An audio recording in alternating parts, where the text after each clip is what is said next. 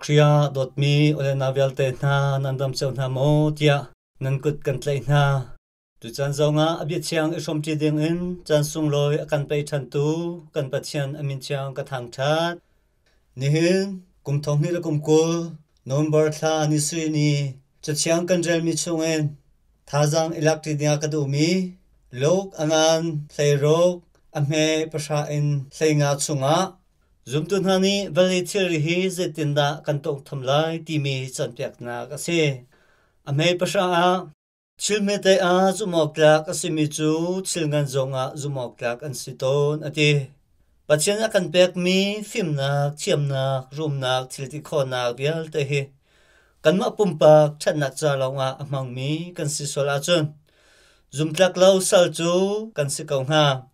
pathian sin arami thlechuanak le Satan sin arami thlechuanak hi zetinda kan thledan kho ti a chun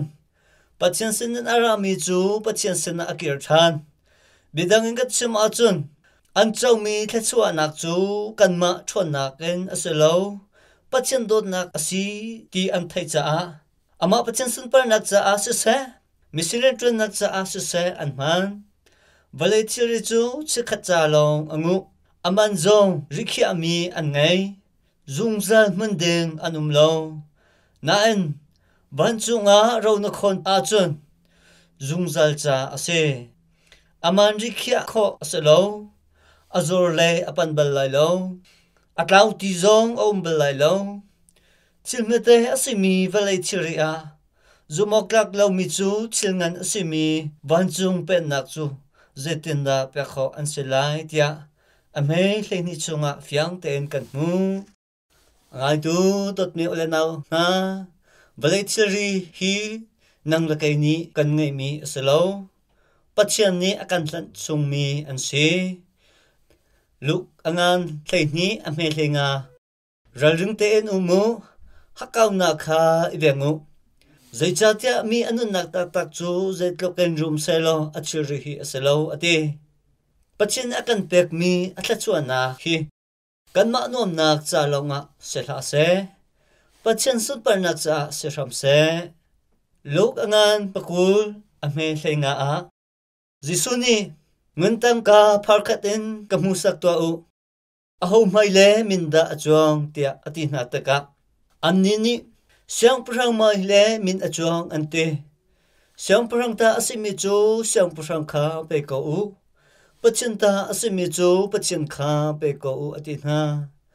dot mi zum tu le nam na aho muida kan chuan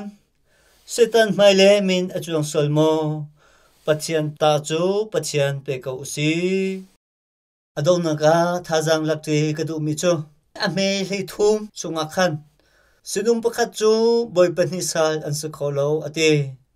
mi pakhat ni boy pani icha kho aselo pathian le chowa chu kem kho aselo ate kalati angan panga ame hlei se kan minu sining ni adu mi chu kan thrau ni adu mi he khan aral chan Anni pani chu ran an si ate hi zum lo tu na cha asalo zum tu ati mi abiken pathian ren tran tu nang lakai cha frama chonpyak na thapek ase ame lenga chunga farsi mi kha jisuni minumit mu e meeting aloter mi pon an si ati na nihin lai mi khrifa ati mi tampi chu aphumen khrifa kan tam tukri pathian mitmu a seloen minung mitmu a pian tharmi kan tam tok kan minu hoi ni pian thar lo kan ti kau na man se apoi lo pathian mitmu a pian tharmi kan si har mi se vak san tlai lo kan ti kau na man se van chung a ro akhong tu sin ha usi